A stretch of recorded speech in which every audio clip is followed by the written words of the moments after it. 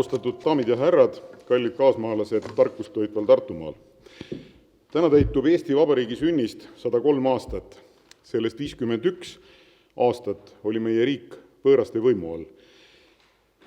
Lihtne matemaatiline tehe ütleb, et aasta võrra on vabadust olnud rohkem.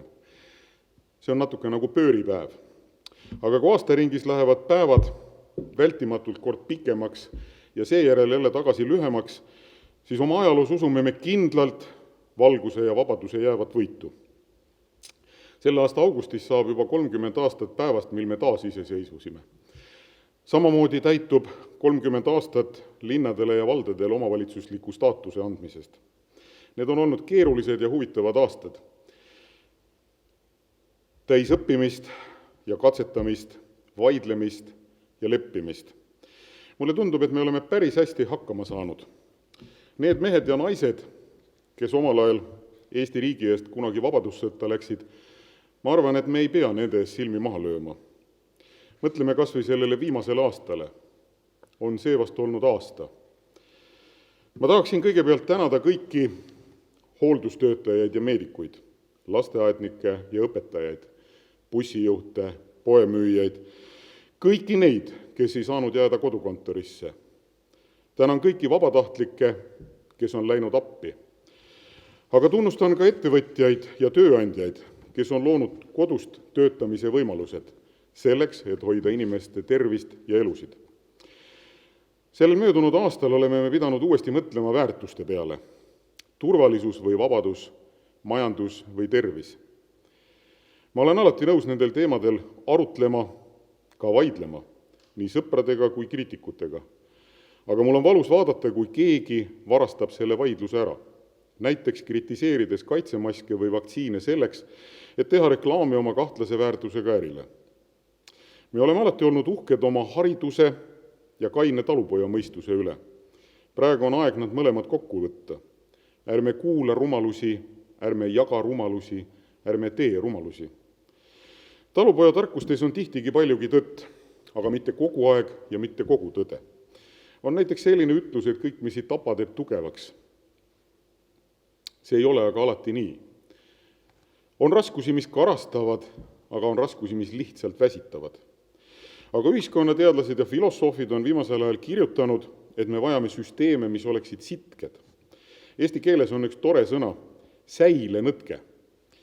See on midagi, mis paindub, kuid ei murdu, säilib ja ajab end uuesti sirgu. Aga sitkus on omadus mitte lihtsalt raskused üle elada, vaid nende mõjul tugevneda. Kuidas me seda saaksime? Kuidas praegused proovikivid aitavad meil tulevikus olla tugevamad? Minul ei ole vastuseid. Mitte kellelgi ei ole. Aga ma kutsun teid koos arutlema. Näiteks koolid on juba mõelnud, mida nad saaksid tulevikuks kaasa võtta praegusest kaugõppesüsteemist. Võib-olla sünnivad ettevõtlusest täiesti uued tulevikukindlad ärimudelid. Võib-olla selgub, et uued kätepesuharjumused ja korralik ventilatsioon aitavad tulevikus kokku hoida ravirahasid.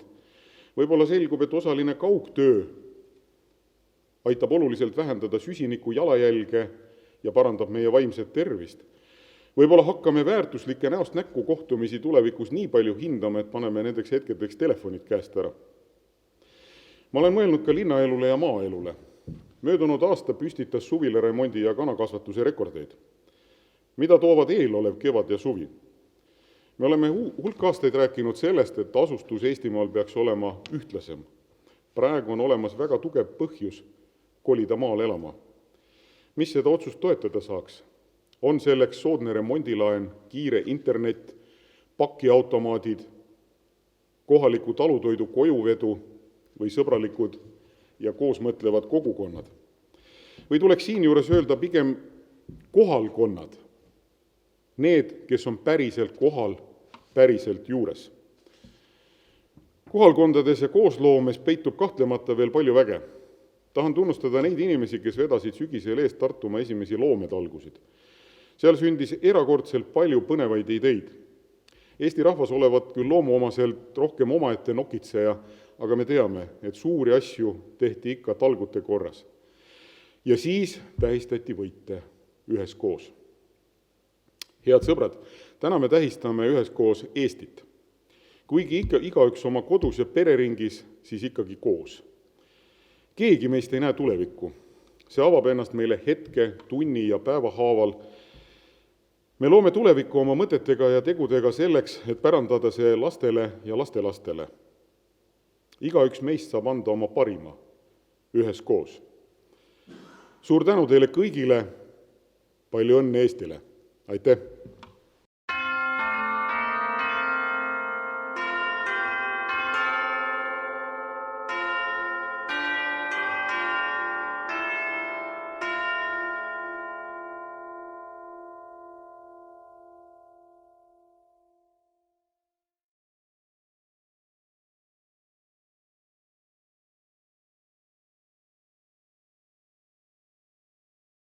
Palun Rain Sangerneebo üle anda 50 Tartumaa kuldne tammeoks Terviseameti Lõuna regionaalosakonna juhatajale Tiia Luhtile.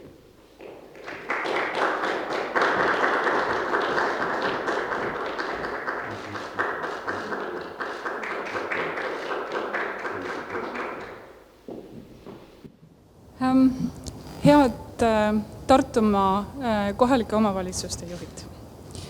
Mul on hea meel, et te olete märganud ja hindate meie panust ja meie tööd Terviseametis. Te olete head partnerid meile olnud terve selle aasta. Koos teiega me oleme teinud ja olnud algatajaks paljudele headele mõtetele, mida üle Eesti on saadud kasutama ja ma loodan, et me jätkame seda tegevust veel ka sel aastal, sest kahjuks kriis ei ole lõppenud veel. Aga ma arvan, et ma võtan selle auhinna vastu ülimalt suure uhkustunde ja tänutundega. Aga see auhind on kogu minu lõunaregiooni inimestele, kes teevad tõesti ennastsalgavat tööd ja puhkepäevadeta me oleme juba tõesti aasta otsaga seda tööd teinud. Tänan teid kõiki ja elagu Eesti, olge kõik terved!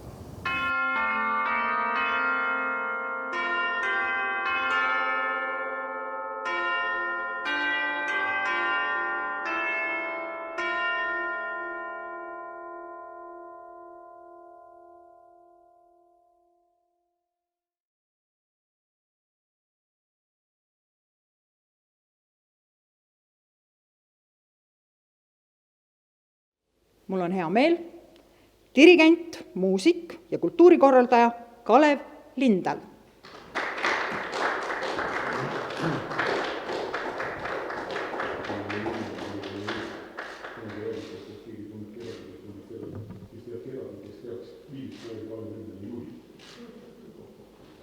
Ühtlasi anname kätte Kalev Lindalile ka Eesti Kultuurkapitali Tartumaa ekspertgrupi aastapreemia.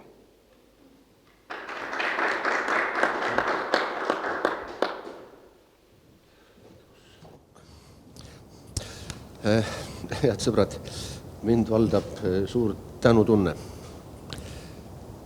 Tegelikult kui mõelda, ma olen üle poole oma elust oma erialalisel tööl saanud tegutseda koorijuhina, õpetajana. Aaslavameeste lauluvendadega on kindel olla ja ka rindele minna. Ja sellest sügisest algas minu uus taas saabunud ring tagasi Ülenurme gümnaasiumis, et teadmiseks lihtsalt, meil on Ülenurme gümnaasiumi neidude koor asutatud ja Ülenurme gümnaasiumi noorte meeste koor. Küll nende noortega näge olla koos. Ja ma olen õnnelik, et mind ümbritseb nii palju toredaid inimesi ja nii palju head energiat. Aitäh veel korra tänutundes kõigile ja soovin teile kõigile head tervist. Ja jälle laulmeseni. Elagu Eesti, ma armastan teid.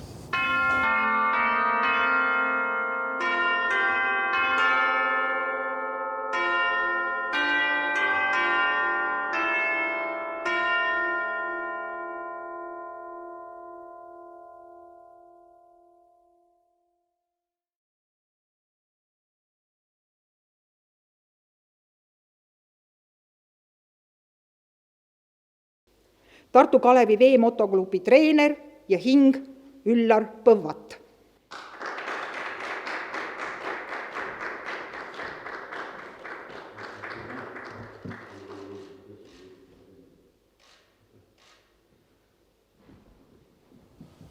Suur tänu Tartumaa Omavalitsuste Liidule sellise vägeva tunnustuse eest.